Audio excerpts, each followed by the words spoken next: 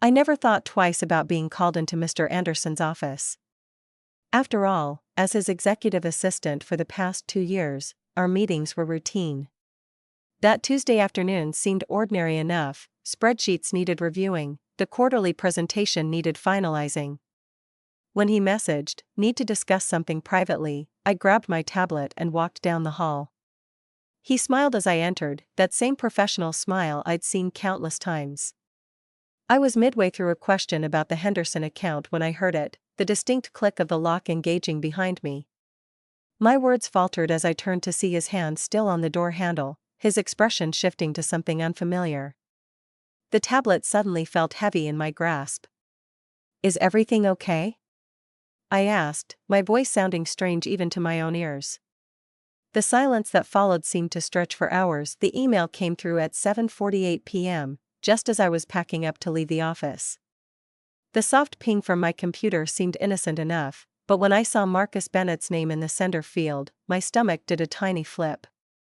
"Olivia, need to discuss something important.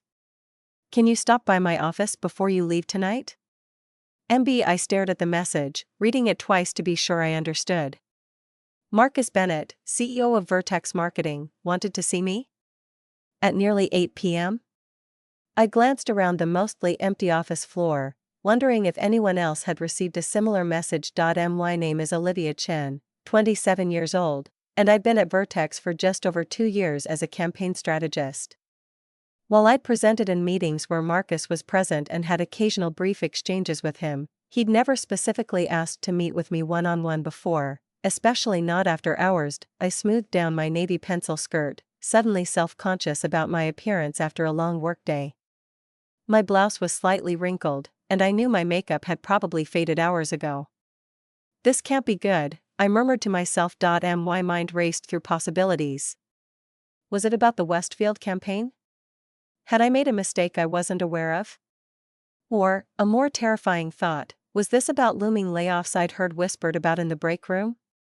"On my way," I replied, trying to sound professionally neutral despite my growing anxiety. I grabbed my phone and quickly checked my reflection in my compact mirror, pinching some color back into my cheeks and running fingers through my dark hair. Whatever this was about, I wanted to at least look composed. The walk to the executive floor felt longer than usual. The usual bustling energy of the office had subsided, with most employees already gone for the day. Only the occasional glow of a computer screen from a late-working colleague broke the dim quiet of the space. My heels clicked against the polished floor as I made my way to the elevator. Inside, I pressed the button for the top floor, where the executive offices were located. As the doors closed, I caught my reflection in the mirrored wall and took a deep breath, straightening my shoulders. The executive floor had a different feel from the rest of the building: thicker carpets, wood-paneled walls, and subtle, expensive artwork. The reception desk was empty, the assistant long gone. The silence felt weighted, expectant. I walked down the corridor toward Marcus's corner office. Light spilled from underneath his door, confirming he was still there. I paused for a moment, straightened my blouse one last time, and knocked gently. "Come in," called his deep voice from inside. I pushed open the heavy door to find Marcus sitting behind his impressive desk, his suit jacket removed and hanging on a nearby stand, his blue tie loosened. At 42, he commanded attention, tall, with dark hair graying attractively at the temples and the confident posture of someone used to people listening when he spoke. "Olivia," he said, his expression brightening as he stood. "Thank you for coming up so late. Please, close the door behind you." I did as instructed, the soft click of the door shutting sounding unnaturally loud in the quiet office. As I turned back to face him, he moved around his desk, gesturing toward the sitting area by the windows. "Have a seat," he offered. "Can I get you a drink?" I was just about to pour myself a scotch. "No, thank you," I replied automatically, perching on the edge of one of the leather chairs. "You wanted to see me?" Marcus smiled in a way that didn't quite reach his eyes. "I did indeed, Olivia. I think it's time we had a real conversation. Make sure to subscribe to my channel so I can continue bringing you more fascinating true stories like this one, and don't forget to watch this video till the end and like the video because this story is going to be incredibly interesting." Please hit the like button to show your support. I've always been the reliable one, the person who gets things done without drama. That's what made me good at my job at Vertex. I handled our clients' campaigns with methodical precision, anticipating problems before they arose and solving them when they did. My presentations were meticulously prepared, my reports comprehensive, my results consistently impressive. Growing up with Chinese immigrant parents who sacrificed everything for my education had instilled in me a relentless work ethic. Failure wasn't an option in the Chen household, excellence was the minimum expectation. I'd graduated top of my class, landed prestigious internships, and climbed steadily in my career, all according to plan. The one area where my carefully constructed life had fallen apart was my relationship with Ethan. After 3 years together, he'd ended things 6 months ago, citing my emotional unavailability and workaholic tendencies as reasons why we couldn't work. The breakup had blindsided me, leaving me questioning parts of myself I'd always taken for granted. "You're easier to admire than to love, Liv," he'd said during our final conversation, words that continued to echo in my mind during quiet moments. Since then, I'd thrown myself even more deeply into my work, using Vertex's demanding environment as a refuge. The more projects I took on, the less time I had to question Ethan's assessment or confront the emptiness of my apartment when I finally returned home each night. And at the center of the Vertex universe was Marcus Bennett. He'd built the agency from nothing into one of the top marketing firms in the city through sheer force of will and undeniable talent. Everyone in the industry knew his name, and his clients trusted him implicitly, as did his employees. Unlike other executives I'd encountered, Marcus never needed to raise his voice to command a room. He had a way of making his perspective clear with just a raised eyebrow or a subtle shift in tone. His feedback, whether positive or negative, was always precise and actionable, never vague or personal. I'd admired him from a distance since joining Vertex. In meetings, I found myself studying how he handled difficult clients, how he pivoted when strategies weren't working, how he motivated the team with just the right balance of challenge and praise. If I was honest with myself, I'd modeled much of my own professional style after his. There had been moments when I thought he'd noticed me too, a lingering glance during a presentation, a specific compliment on an insight I'd provided, the way he sometimes referenced my work when speaking to other executives. But I'd dismissed these observations as wishful thinking, the desperate imagination of someone seeking validation after rejection. Marcus was married, of course. His wife Elise was a corporate attorney, elegant and intimidating in her own right. I'd met her at the company Christmas party, where they'd moved through the room like a perfectly coordinated power couple, her hand proprietarily on his arm.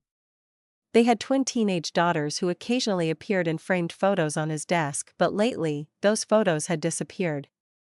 And Marcus had been staying at the office later, sometimes long after everyone else had gone home.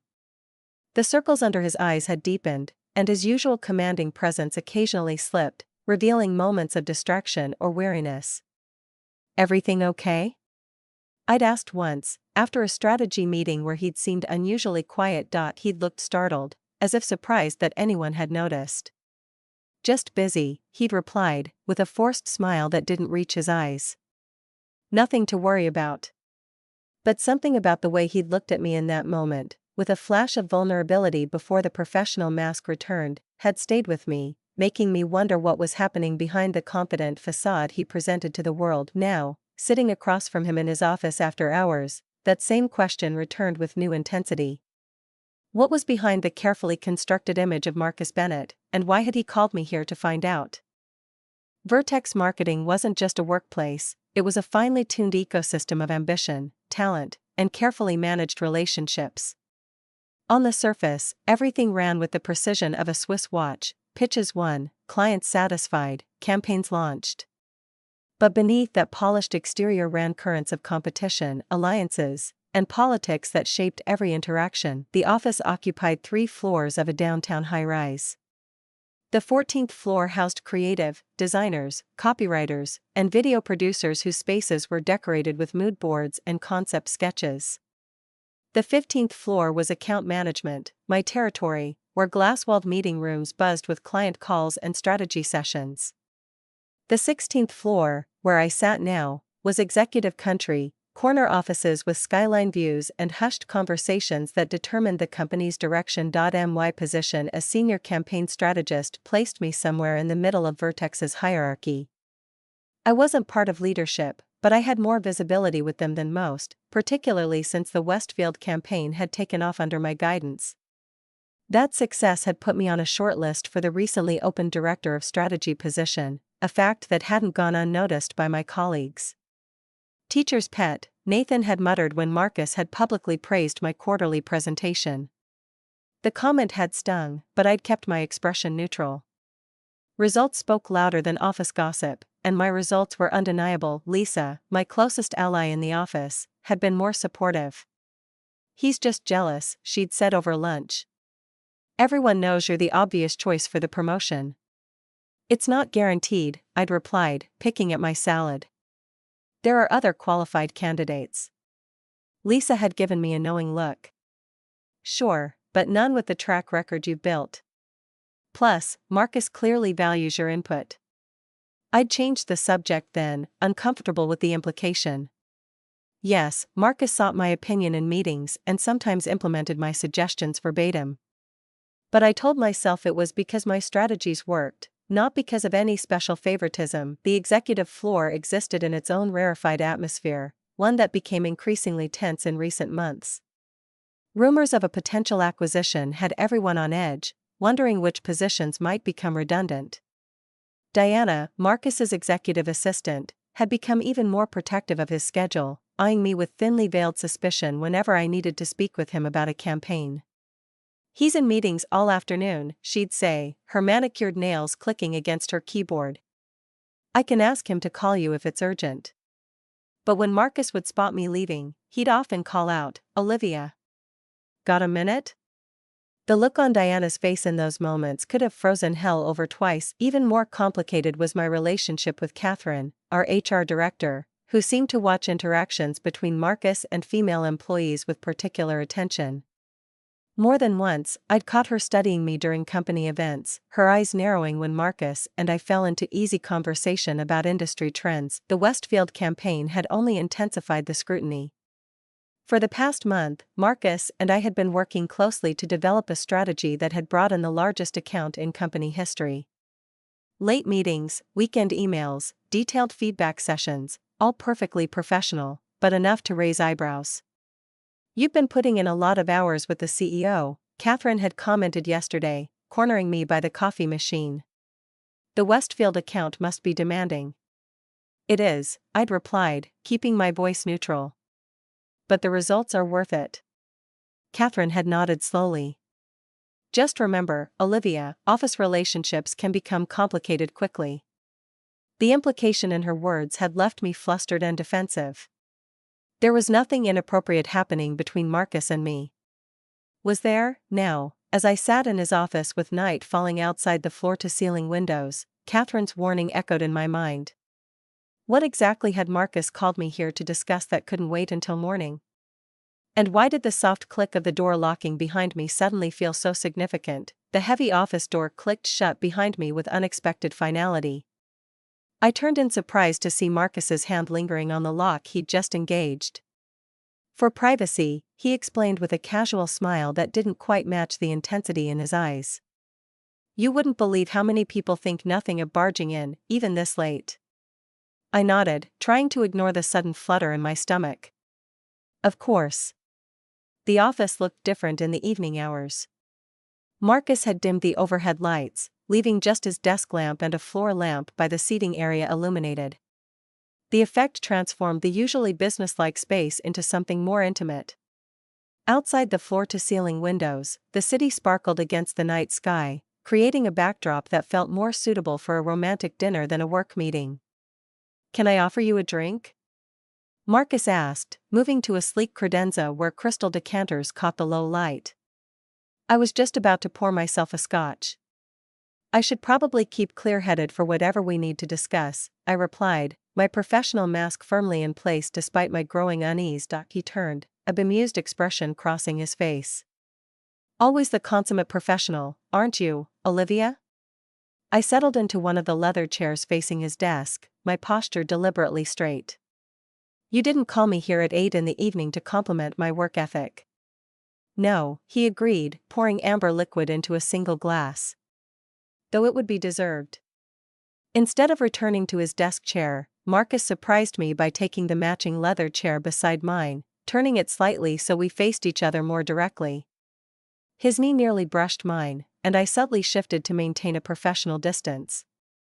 I've been reviewing the quarterly numbers, he began, sipping his scotch. Your campaigns are consistently outperforming the others. The Westfield account has already increased revenue by 18%. The team worked incredibly hard, I deflected, though the validation from him sent a warm current through me. Marcus leaned forward, his eyes fixed on mine. We both know it was your strategy that sealed the deal. He paused, studying my face. You know, most people would be taking credit, not deflecting it. I'm not most people, I replied. No, he said softly. You're certainly not. The weight of his gaze made me increasingly aware of the unusual setting. The locked door. The intimate lighting. The late hour. Catherine's warning echoed in my mind. Was there something specific about the Westfield account you wanted to discuss? I asked, trying to redirect to safer professional ground. Marcus set his drink down, leaning back in his chair. The movement caused his knee to briefly touch mine, and though he shifted away, the momentary contact left an impression like a spark against my skin. Actually, I wanted to discuss your future at Vertex, he said, his voice shifting to something more personal. I think you've outgrown your current position. My pulse quickened. I've only been senior strategist for 8 months. And you've already transformed the role. His eyes held mine with unexpected intensity. Some people take years to accomplish what you've done in months. The compliment hung in the air between us, charged with something beyond professional appreciation. I found myself struggling to maintain eye contact with him, uncomfortable with the undercurrent I couldn't quite name but could definitely feel. What exactly are you suggesting? I asked, proud of how steady my voice remained despite my internal turbulence. Marcus smiled, reaching for his scotch again. I think that depends on what you want, Olivia. The way he said my name made it sound like a different word entirely. What I want, I repeated, gathering my thoughts. What I want is to continue growing professionally. Marcus nodded, taking another sip of his scotch. Of course. But I think we both know there's more to life than just professional advancement. The conversation was veering into personal territory at an alarming rate. I shifted in my chair, acutely aware of our isolation in the dimly lit office. I'm creating a new position, Marcus continued. Director of Creative Strategy. It would report directly to me, overseeing all our major accounts. My interest immediately peaked despite my discomfort. This was exactly the kind of opportunity I'd been working toward. That sounds like a significant step up, I said carefully. It is. He set his drink down and leaned forward, close enough that I caught the subtle notes of his cologne. And you're my first choice for it. The professional opportunity collided with the increasingly personal atmosphere, creating a confusing mixture of ambition and caution within me. What would the role entail exactly? I asked, focusing on the practical aspects. Marcus stood suddenly, moving to his desk to retrieve a folder. I'd drafted an initial description. He returned but didn't hand me the folder immediately. Instead, he perched on the coffee table directly in front of me, his knees now bracketing mine. The position brought him uncomfortably close, looking down at me slightly as he opened the folder between us. Take a look, he said, his voice lower than before. I forced myself to focus on the document rather than our proximity. The position description was impressive: substantial salary increase, leadership responsibilities, direct input on company direction. Everything I'd been working toward. This is quite an opportunity, I managed, aware of how our heads were now bent close together over the folder. I need someone I can trust implicitly, Marcus said. His fingers brushed mine as he turned a page, the contact seemingly accidental but lingering a moment too long. Someone who understands my vision without needing everything spelled out. And you think that's me? My voice had grown inexplicably softer. I know it is. His eyes lifted from the document to meet mine, our faces now inches apart. We have a connection, Olivia. I've felt it since your first presentation to the executive team. The professional pretense was evaporating rapidly. I should have stood up, should have redirected the conversation, should have mentioned Catherine and HR policies. Instead, I remained frozen in place, caught between alarm and a forbidden thrill. A connection, I echoed, barely above a whisper. Don't pretend you haven't felt it too.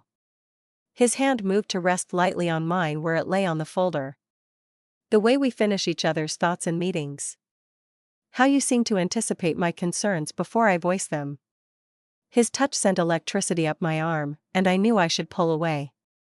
This was precisely the scenario Catherine had warned about, the blurring of professional boundaries, the abuse of power dynamics. Yet something in me hesitated. Marcus, I began, uncertain what would follow his name, a rejection, a boundary, or something else entirely. I've been fighting this for months, he continued, his voice intimate in a way that transformed the office into something else entirely. Telling myself it was inappropriate. That I was imagining it. But I don't think I am. His hand moved from mine to brush a strand of hair from my face, his fingers grazing my cheek in a touch that couldn't possibly be misinterpreted as professional. What about company policy? I managed, finding my voice. Marcus's expression shifted, a flash of the powerful CEO returning. I make company policy. The moment suspended between us, charged with possibility and danger. Marcus's fingers still lingered near my face, his eyes holding mine with an intensity that made it difficult to breathe. I should have moved away, should have reminded him of professional boundaries, should have thought about my career and reputation. But something kept me rooted in place. This is a mistake, I whispered, though I made no move to leave. Is it? Marcus asked, his voice low. Or is it just unexpected? His hand cupped my cheek fully now, thumb tracing a gentle line along my jaw. The folder about the promotion lay forgotten between us, a prop that had served its purpose in bringing us physically closer. You can leave right now, he said softly. I'll unlock the door, you'll go home, and tomorrow we'll pretend this never happened. The position is still yours either way. The assurance should have made it easier to walk away. Instead, it removed the final barrier, the fear that my professional advancement hinged on this moment. If the role was mine regardless, then whatever happened next would be purely my choice. Or? I breathed, already knowing the answer. Or you stay, Marcus replied, and we stop denying what's been building between us for months. My mind raced with implications, office gossip, HR violations, the potential unraveling of the career I'd worked so hard to build.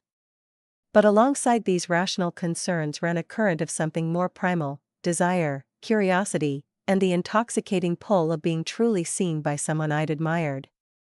What about your wife? I asked, grasping for reasons to resist. A shadow crossed his face. That's been over for years. We're separated. Have been for 6 months. I hadn't known, though I'd noticed the disappearance of family photos from his desk recently. The revelation removed another obstacle, another excuse. Catherine already suspects, I said, thinking of the HR director's warning. Catherine suspects everyone, Marcus countered. She's paid to be paranoid. His face was now inches from mine, close enough that I could feel the warmth of his breath. The professional distance we'd maintained for 2 years had collapsed into intimate proximity in the space of minutes. I've thought about this, he admitted, his voice rough with restraint. About you. More than I should have. The confession sent a shiver through me. I'd imagined his interest was one-sided, my own misreading of professional mentorship. To hear that he'd been thinking of me, wanting me, shifted something fundamental between us. This changes everything, I whispered. Only if we let it. I knew the moment his lips would meet mine before it happened. Knew I should turn away, stand up, remind him of our professional relationship. Instead, I remained motionless as he leaned forward, closing the final distance between us. The kiss was gentle at first, questioning, giving me every opportunity to pull away. When I didn't, when instead I responded with a hunger that surprised us both. The restraint between us shattered. His hands framed my face as the kiss deepened, drawing me toward him until I was perched on the edge of my chair. My fingers clutched the lapels of his suit jacket, anchoring myself as the room seemed to spin around us. The professional boundaries I'd maintained so carefully had dissolved completely, replaced by a connection that felt simultaneously wrong and inevitable. When we finally broke apart, both breathing harder, Marcus rested his forehead against mine. "I've wanted to do that since the Harrington presentation," he confessed. "That was 6 months ago," I said, surprised. "I'm aware." His smile held a mixture of satisfaction and lingering hunger. "I've been very patient." Reality began to return in slow waves. I was kissing my boss in his locked office. Crossing lines I'd promised myself I never would.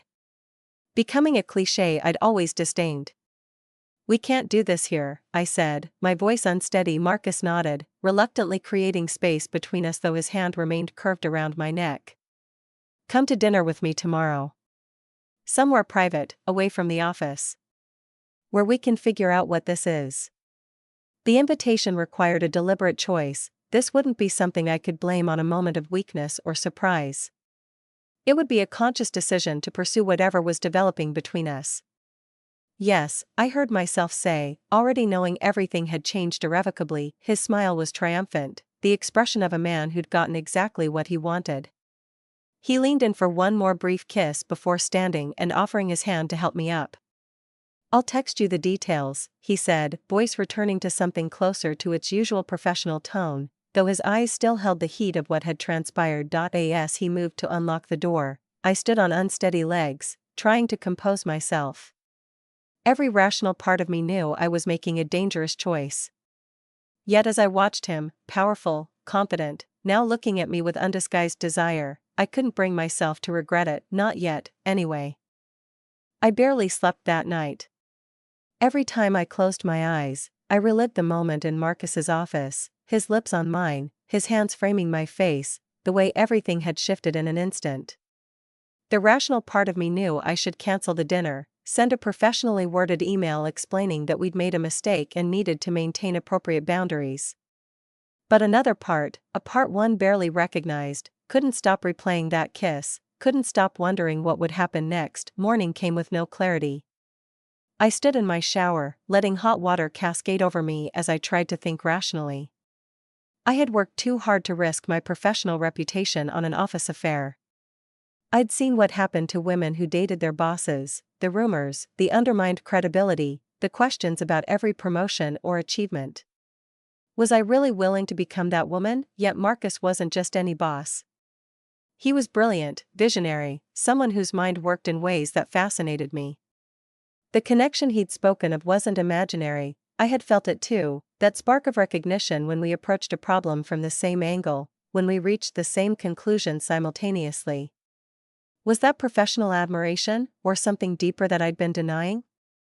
"This is insane," I told my reflection as I applied mascara with less than steady hands. "You're going to ruin everything you've worked for." Still, I found myself choosing my outfit with more care than usual, selecting a deep burgundy dress that I knew was both professional and flattering, a delicate gold necklace that drew attention to my collarbones. These weren't choices for a woman who intended to end things. The office was its usual bustling chaos when I arrived. The creative team was arguing about typography choices for a sportswear campaign, account managers were on calls with clients, interns rushed between departments with coffee orders and printouts. No one seemed to notice anything different about me, even though I felt like I must be radiating yesterday's encounter from every pore. I made it to my desk without incident, forcing myself to focus on the day's tasks. The Robertson pitch needed final revisions, and I had a call with the Westfield team at 11. But concentration proved impossible. Every time the elevator dinged, I looked up, wondering if it was Marcus. Every time my phone buzzed, my heart jumped, thinking it might be a message from him. When Lisa stopped by my desk, I nearly jumped out of my skin. "You okay?" she asked, eyebrow raised. "You seem jumpy." "Just caffeinated," I lied, shuffling papers on my desk to avoid meeting her eyes. "Right," she said skeptically. This wouldn't have anything to do with your mysterious meeting with Bennett yesterday, would it? My head snapped up. How did you know about that? Lisa grinned. Diana was complaining that he locked himself in his office with you for nearly an hour. She's been trying to figure out why. I forced a laugh that sounded hollow even to my ears. Just reviewing the Robertson strategy. Nothing exciting. Before she could press further, my phone buzzed with a text. I glanced down to see Marcus's name on the screen, 8 p.m. tonight. La Maison Bleue. I'll send a car. Looking forward to continuing our conversation. My stomach fluttered. La Maison Bleue was one of the most exclusive restaurants in the city, intimate, elegant, and very romantic. Not the kind of place a CEO took an employee to discuss business. Earth to Olivia, Lisa said, waving a hand in front of my face. Who's that from? You're blushing. No one, I said quickly, flipping my phone over. Just a reminder about a personal appointment. Lisa's eyes narrowed. No one foot making you blush like a teenager. Interesting. When she finally left, I sat staring at Marcus's text, my mind racing. Part of me wanted to cancel, to retreat to the safety of purely professional boundaries. But another part, the part that had felt more alive in his arms than I had in years, was already composing a reply. Looking forward to it, I texted back. With just those 4 words, I felt like I'd crossed another line from which there was no easy return. I glanced toward the executive floor, wondering if Marcus was in his office, if he was thinking about me the way I was thinking about him. The internal conflict was exhausting, the thrill of what was happening battling with fear of the consequences, desire warring with self-preservation, but underneath it all, impossible to ignore, was the simple truth: I wanted to see where this would lead. And for the first time in my carefully planned life, I was willing to risk everything to find out. The Robertson pitch went perfectly, the client loved our campaign concept, particularly the sustainability angle I'd insisted on. Throughout the presentation, Marcus maintained his usual professional demeanor, his comments focused entirely on the business at hand. Only once, when passing me the presentation remote, did his fingers brush against mine in a way that couldn't have been accidental.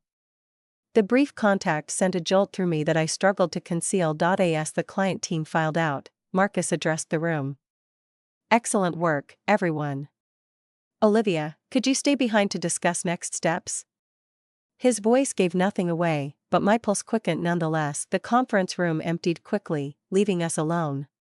Marcus closed the door, then turned to me with a smile that transformed his face from CEO to the man who had kissed me so passionately the night before. You were brilliant in there, he said, moving closer.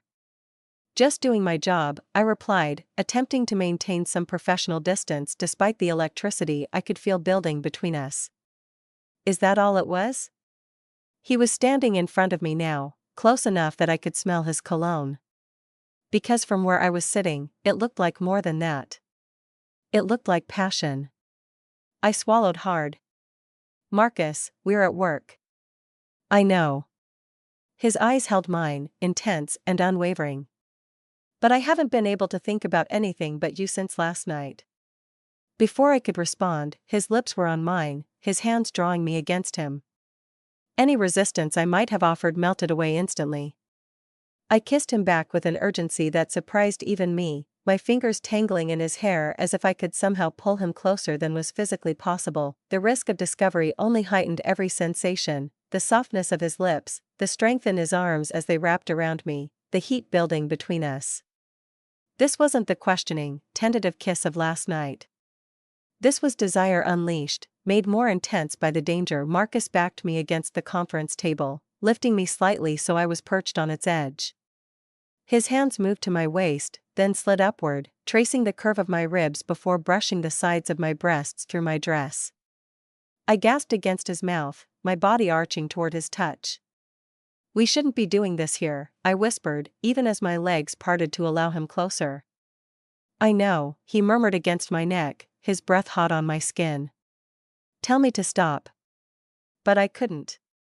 Every rational thought had been driven from my mind, replaced by a need that seemed to consume me from the inside out. I pulled him back to my mouth, kissing him deeply as his hands continued their exploration. The sudden knock on the door was like a bucket of ice water. We sprang apart, Marcus turning away to adjust his tie while I smoothed my dress with trembling hands. "Come in," Marcus called, his voice remarkably steady. Diana, his assistant, opened the door. Her eyes moved between us, lingering on my flushed face and slightly mussed hair. "Your 2 o'clock is here," she said, her tone neutral but her gaze suspicious. "Thank you, Diana. I'll be right there." Marcus turned to me, professional mask firmly in place. "Email me those metrics we discussed, Ms. Chen." "Of course, Mr. Bennett," I replied, gathering my presentation materials with hands that weren't quite steady. As I walked past Diana, I could feel her eyes on me, assessing, judging. Had she guessed what we'd been doing? The thought sent a wave of embarrassment through me, followed quickly by a thrill that was harder to explain. The secret knowledge of what had almost happened, of what would happen later, was like a fire in my veins. Back at my desk, I tried to focus on work, but my mind kept returning to the conference room, Marcus's hands on my body, the way he'd looked at me, the hunger in his kiss. The line we'd crossed couldn't be uncrossed. We were no longer just boss and employee with an attraction. We had acted on that attraction, and nothing would be the same. My phone buzzed with a text from Marcus, "Still 8 p.m.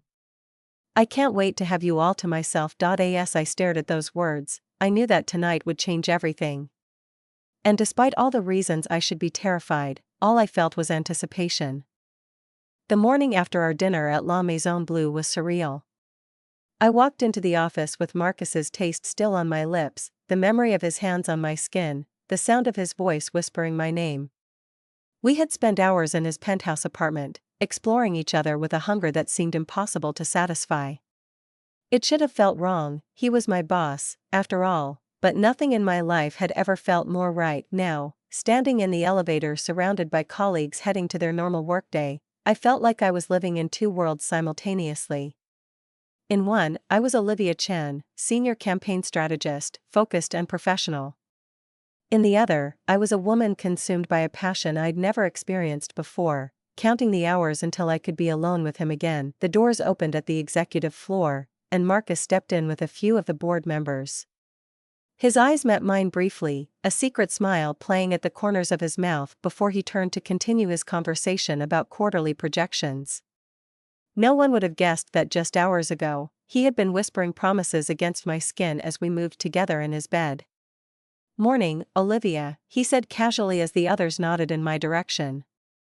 "Good morning, Mr. Bennett," I replied, proud of how steady my voice sounded despite the heat rising to my cheeks. I exited at the next floor, feeling his eyes on me as I walked away.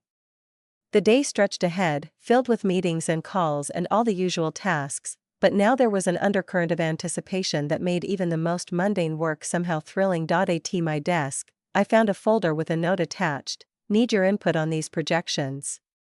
My office, 3 p.m. MB." His handwriting was bold and decisive, just like everything else about him. I tucked the note into my pocket, where I could touch it throughout the day like a talisman. Lisa stopped by mid-morning, perching on the edge of my desk as usual. "So? How was your mysterious date last night? You practically ran out of here." I kept my expression neutral. "What makes you think I had a date?" She rolled her eyes. "Please. The dress, the extra makeup, the way you kept checking your phone." "I have eyes, Olivia." I shrugged, trying to seem casual. "It was fine. Nothing special." "Uh-huh." Her tone made it clear she didn't believe me. "That's why you're glowing like you swallowed the sun." Was I? I hadn't noticed, but now that she mentioned it, I did feel different, lighter somehow, as if gravity had slightly loosened its hold on me. "Just had a good night's sleep," I lied. "Right. Sleep." Lisa winked. "Well, whoever he is, he's good for you. I haven't seen you smile this much in, ever, actually." After she left, I wondered what Lisa would say if she knew the truth. Would she be shocked? Disappointed? Or would she understand how something that looked so wrong on paper could feel so undeniably right? At 2:58, I gathered the projection folder and headed to Marcus's office, my heart racing with anticipation. Diana glanced up as I approached, her expression unreadable. "He's expecting me," I said, trying to sound purely professional. She nodded. "Go ahead." Marcus was on a call when I entered, but he gestured for me to sit. I closed the door behind me and took a seat across from his desk, watching as he wrapped up what sounded like a contentious negotiation. In his CEO role, he was commanding, authoritative, so different from the tender, passionate man who had held me through the night. When he hung up, his entire demeanor changed. The mask dropped, and suddenly he was my Marcus again, eyes softening as they took me in. "Hi," he said simply, his voice warm. "Hi." He moved from behind his desk to sit in the chair beside mine, close enough that our knees almost touched. "I've been thinking about you all day." "Me too," I admitted. "It's hard to focus." "I know." He glanced at the closed door, then back to me. "But we need to be careful here. Diana suspects something." I nodded, remembering the way his assistant had looked at me. "What do we do?" Marcus reached for my hand, his thumb tracing circles on my palm. "We compartmentalize. At work, we're professional, no lingering looks, no private meetings unless absolutely necessary. Outside." His grip tightened. "Outside, you're mine." The possessive note in his voice sent a shiver through me. "And when do I get to see you outside?" His smile was slow and full of promise. "Tonight. Tomorrow. Every night you'll let me." 2 months into our secret relationship, I realized I was falling in love with Marcus. It wasn't just the physical connection, though that remained as intense as ever. It was the way he'd call me late at night just to hear my voice, the coffee he'd have waiting on my desk some mornings with no note or explanation needed, the way he listened when I spoke as if my thoughts were precious gifts. We had settled into a rhythm that somehow worked, despite all the reasons it shouldn't. At the office, we maintained a careful professional distance, our interactions cordial but never crossing any visible lines. No one would have guessed that most nights we fell asleep in each other's arms, sharing dreams and fears and everything in between. Marcus had begun to open up about his marriage, how it had crumbled slowly, two people growing apart until they were essentially strangers living parallel lives. "I was lonely even when we were in the same room," he confessed one night, his head resting on my chest. "I didn't realize how lonely until I met you." These quiet moments of vulnerability touched me more deeply than the passion. Marcus Bennett, the confident CEO who commanded every room he entered, allowing me to see his doubts, his regrets, his hopes, it felt like a privilege I hadn't earned but desperately wanted to deserve. One evening as we sat on his balcony, sharing wine and watching the sunset paint the sky in shades of pink and gold, Marcus turned to me with unexpected seriousness. "Olivia, there's something I need to tell you." My heart stuttered, anxiety immediately flooding my system. This was it, I thought, the moment he would end things, tell me it had been fun but it was time to move on. I braced myself, forcing a calm expression. "I've been offered a position in London. The board wants me to head our European expansion." This was worse than I'd imagined. Not just ending our relationship, but leaving the country entirely. I struggled to breathe, to think. "When?" I managed to ask, my voice barely above a whisper. 3 months from now. It's a 2-year commitment, minimum." The silence stretched between us as I processed this, tried to imagine my life without him in it. The thought was surprisingly painful, as if someone had reached inside my chest and squeezed. I turned it down, he said quietly. My head snapped up. "What?" "Marcus, that's a huge opportunity. You can't just." I turned it down because I can't imagine being away from you. His eyes held mine, intense and serious. "I'm in love with you, Olivia. I think I have been since that first night in my office." The words hung in the air between us, momentous and terrifying and wonderful. No one had ever given up something so significant for me before. The knowledge that he valued what we had built together more than his career ambitions shifted something inside me, broke down a wall I hadn't realized I'd been maintaining. I love you too, I said, the words flowing naturally. Inevitably, his smile was radiant as he pulled me into his arms. Then we'll figure this out together. That night, something changed between us. The secrecy that had felt exciting now felt constricting. I wanted to walk beside him in public, to claim him openly as mine, to stop living this double life. What if we went public? I whispered as we lay in bed later. What if we stopped hiding? Marcus propped himself up on one elbow, studying my face in the dim light. Are you sure? There would be consequences. Office gossip, maybe worse. I nodded slowly. I'm tired of sneaking around. I want a real relationship, not just stolen moments. He kissed me softly. Then that's what we'll do. I'll talk to HR on Monday, disclose the relationship officially. We'll face whatever comes together. As I drifted off to sleep in his arms, I felt a sense of peace I hadn't experienced since our relationship began. Finally, we could stop hiding, stop pretending. Finally, what we had could exist in the light. I had no idea how difficult that light would be to face.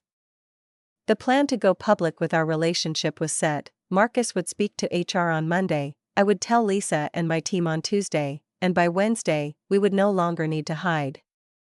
We spent the weekend in a bubble of anticipation, making plans and dreaming of a future where we could simply be together without the exhausting web of lies. Monday morning arrived, and I walked into the office with a nervous energy I couldn't quite contain. Today was the day everything would change. I sat at my desk, trying to focus on work while waiting for Marcus to let me know he'd spoken with Catherine in HR. Around 11 a.m., my phone buzzed with a text from him, meeting running long. We'll take care of HR after lunch. Can't wait to start our real life together, I smiled, tucking my phone away just as Nathan approached my desk. Team lunch at Mercado's, he announced. Client just approved the campaign budget, we're celebrating. You in? I nodded, grateful for the distraction. Sure, I could eat. Lunch with the team was a welcome diversion, jokes and shop talk and excited discussion about the newly approved campaign. I was laughing at one of Lisa's stories when I glanced toward the restaurant entrance and froze. Marcus had just walked in, and he wasn't alone. Elise, his wife, estranged wife, I reminded myself, was with him, her hand resting on his arm as they followed the hostess to a table. Olivia? You okay? Lisa asked, noticing my sudden silence. Fine, I said automatically, my eyes still locked on Marcus and Elise. They were seated now, heads bent close in conversation. I couldn't see Marcus's expression from this angle, but Elise was smiling, looking more relaxed and happy than I would have expected from a woman in the middle of a separation. Isn't that Bennett? Nathan had followed my gaze. Who's the woman? His wife, Lisa replied. I think they've been having problems, but maybe they're working things out. The casual comment hit me like a physical blow. Working things out? After everything Marcus had told me about their failed marriage, after his declaration of love just days ago, was he considering reconciliation? I excused myself, heading for the restroom on shaky legs. Once inside, I leaned against the sink, trying to calm my racing heart. There had to be an explanation. Maybe this was a final meetup to discuss divorce details. Maybe Elise had insisted on seeing him. Maybe, the door opened, and Elise herself walked in. She paused when she saw me, recognition flickering in her eyes. We had met at company functions before, back when I was just Marcus's employee, nothing more. Olivia, right? She said pleasantly. You work with Marcus. I nodded, not trusting my voice. He speaks highly of you, she continued, moving to the mirror to check her lipstick. Says you're one of the most talented people on his team. I mumbled a thank you, desperate to escape but trapped by politeness. Elise turned to face me directly. Actually, I'm glad I ran into you. Marcus mentioned you've been working closely with him on some special projects. I wanted to thank you for that, it's given him something positive to focus on during a difficult time. The irony of her gratitude was almost unbearable.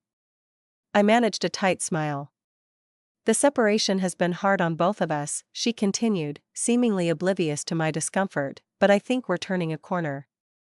Sometimes you need distance to remember what's important. My heart sank. This wasn't a divorce meeting.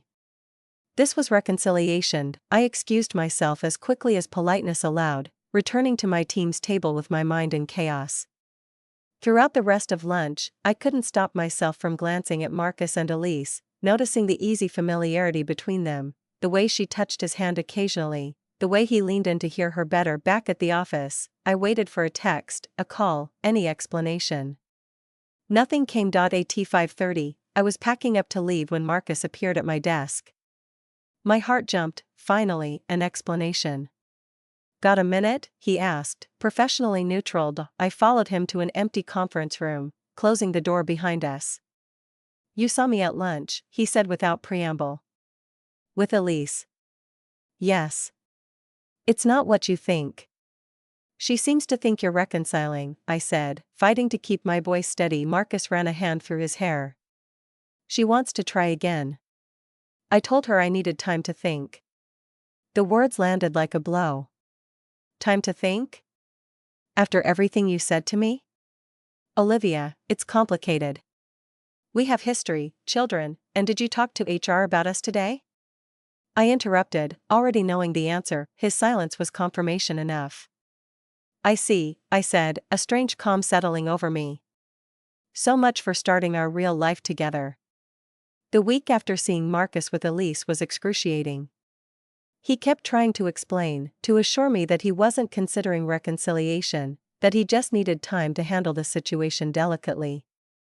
I wanted to believe him, but doubt had taken root, growing stronger with each passing day. She surprised me with that lunch, he insisted during a stolen moment in his office. I didn't know she was planning to suggest we try again. And what did you tell her? I asked, keeping my distance despite his attempts to draw me closer. That I needed time to think, but that I didn't see how we could go back. But you didn't tell her about me. It wasn't a question. Marcus sighed, running a hand through his hair, a gesture I once found endearing but now saw as a sign of his uncertainty. No, I didn't. It would only hurt her unnecessarily. And what about hurting me? The words escaped before I could stop them. More vulnerable than I wanted to be. His expression softened. Olivia, please. I'm trying to handle this properly. Give me a little time. I wanted to trust him, to believe that what we had was real and lasting. But the seeds of doubt, once planted, were difficult to uproot. To complicate matters further, the atmosphere at work had shifted. Diana's cool suspicion had evolved into outright hostility, evidenced in small ways, forgetting to relay my messages to Marcus, scheduling meetings during times she knew I was available, excluding me from communications I should have been part of. You've made an enemy there, Lisa observed after witnessing a particularly frosty exchange between Diana and me. What did you do, steal her stapler? I forced a laugh. Who knows? Maybe she's just having a bad month. But we both knew it was more than that. Diana had worked with Marcus for years, was fiercely protective of him, and had clearly decided I was a threat. Then came the conversation with Catherine from HR that confirmed my worst fears. She called me into her office on Tuesday afternoon, her expression grave as she gestured for me to sit. Olivia, I want to talk to you about something sensitive, she began, her tone deliberately neutral. It's been brought to my attention that there may be some boundary issues between you and Marcus Bennett. My stomach dropped. Boundary issues? Catherine's gaze was steady. There have been concerns raised about the nature of your professional relationship. Late-night meetings, unusual levels of communication, certain behaviors that might suggest more than a standard employer-employee dynamic. Who raised these concerns? I asked, though I already knew. That's confidential, Catherine replied smoothly. I'm not here to make accusations, just to remind you of our company policies regarding relationships between managers and their reports. She slid a copy of the policy across the desk to me. The key section was highlighted: all romantic or sexual relationships between managers and their direct or indirect reports must be disclosed to human resources immediately. I'm sure there's nothing to discuss, Catherine continued, watching me closely, but I wanted to make the policy clear. Undisclosed relationships represent a significant conflict of interest and can lead to termination for both parties. The threat was thinly veiled but unmistakable. Someone, Diana, most likely, had reported suspicions about Marcus and me, and now HR was watching. Thank you for clarifying, I said, standing to leave. But there's nothing to disclose. The lie felt bitter on my tongue, but what choice did I have? Marcus hadn't been ready to go public, and now it seemed the decision might be forced upon us. I texted him immediately, "We need to talk." HR knows, his response came quickly, "My office." 5 p.m. The hours crawled by, each minute stretching endlessly as I contemplated the increasingly precarious position we were in. By the time 5 p.m. arrived, I had cycled through anger, fear, and a strange resignation. Whatever happened in Marcus's office would determine not just our relationship, but my entire career. "Olivia, please." Marcus's voice cracked slightly as he reached for me across his desk. "You know it's not that simple." "It could be," I said, standing my ground. "If you really wanted it to be." We stood in his office, the setting sun casting long shadows through the windows. Outside, the regular rhythms of the workday continued, phones ringing, distant conversations, the hum of printers, while inside, something was breaking apart. "I need to think about my kids," he said finally. "If Elise and I can find a way forward, even just as co-parents, stop." The word came out sharper than I intended. "Just stop. This isn't about your kids. This is about you not being willing to choose." His jaw tightened. "That's not fair. Isn't it?" I could feel myself trembling, months of hidden emotions suddenly bubbling to the surface. "You've been telling me you love me, that what we have is special, that you want a future with me. But when it comes to actually doing anything about it, you hesitate. You delay. You find excuses." "They're not excuses," he insisted, running a hand through his hair. "There are real considerations here, my position in the company, the potential fallout, my children, and where do I fit into all these considerations?" I asked, my voice steadier than I felt. "Because right now, it feels like I'm just an afterthought. Something you enjoy in private but aren't willing to acknowledge in public." Marcus moved to the window, his back to me. "You know how much you mean to me." "Do I?" I crossed my arms, suddenly feeling cold despite the warmth of the office. "Because your actions and your words don't match, Marcus. You say you love me, but you're not willing to fight for us." He turned, his expression pained. "I am fighting. Just not in the way you want me to." The words hung between us, heavy with all they revealed about the fundamental disconnect in our perspectives. To him, caution and secrecy were forms of protection. To me, they felt like rejection. "I can't do this anymore," I said softly, the decision crystallizing even as I spoke the words. "I can't keep being the woman you hide." "What are you saying?" Alarm flashed across his face. "I'm saying it's over." The words hurt to say, but they also brought a strange relief. I need more than stolen moments and secret meetings. I need someone who's proud to be with me, not someone who treats me like a guilty pleasure. "Olivia, don't do this." He crossed the room in 2 quick strides, taking my hands in his. "I love you. We can figure this out." I looked up at him, memorizing the lines of his face, the depth in his eyes, the way his mouth curved when he was earnest. I had loved this man with an intensity that surprised me, had risked my career and reputation for him. But I couldn't continue sacrificing my dignity and self-respect. "I love you too," I said, gently freeing my hands from his. "But sometimes love isn't enough." I gathered my courage and turned to leave, each step toward the door requiring more strength than I thought I possessed. As I reached for the handle, his voice stopped me. "What if I tell Elise tonight? What if I come clean with HR tomorrow? Would that change things?" I paused, not turning around. "Why now, Marcus? Why not a week ago, or a month ago, or the first time we kissed? Why does it take me walking away for you to finally be ready?" He had no answer, and that itself was answer enough. Goodbye, Marcus. Walking out of his office felt like leaving a part of myself behind. I moved through the now empty halls on autopilot, grateful that most of the staff had already gone home. I didn't want anyone to see the tears I could no longer hold back. As I reached the elevator, my phone buzzed with a text from him. Please, Olivia. Don't end this. I'll do whatever you want. Too little, too late, I thought but didn't write. Instead, I turned off my phone and rode the elevator down in silence, wondering how something that had felt so right could end up causing so much pain. I called in sick the next day, unable to face the thought of seeing Marcus or pretending everything was normal. I needed space to process what had happened, to begin the difficult work of extracting him from my heart. But the universe had other plans. My doorbell rang at 10 a.m. Assuming it was a package delivery, I opened it without checking the peephole, a mistake I regretted immediately. Elise Bennett stood in my hallway, elegant in a cream-colored suit, her expression a carefully controlled mask of politeness. "Hello, Olivia," she said, her voice deceptively calm. "I think we need to talk." My mind went blank with panic. How had she found my address? What did she know? I tried to compose myself, grasping for any semblance of normalcy. "Elise. This is unexpected. May I come in?" She didn't wait for an answer, stepping past me into my apartment. Her gaze swept over the space, taking in the half-empty wine glass from the night before, the throw blanket rumpled on the couch, the framed photos on my shelves.